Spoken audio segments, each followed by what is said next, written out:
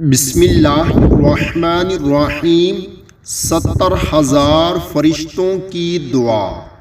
جو شخص 3 مرتبہ بعد نماز فجر یہ پڑھے، اعوذ باللہ السمیع العلیم من الشیطان الرجیم، اعوذ باللہ السمیع العلیم من الشیطان الرجیم پڑھی، اور پھر سورۃ حشر کی آخری آیاتیں 1 مرتبہ پڑھے تو 70,000 فرشتے شام تک، اور شام کو مغرب کے بعد پڑھے تو صبح تک اس پڑھنے والے کے لیے دعائے مغفرت کرتے ہیں۔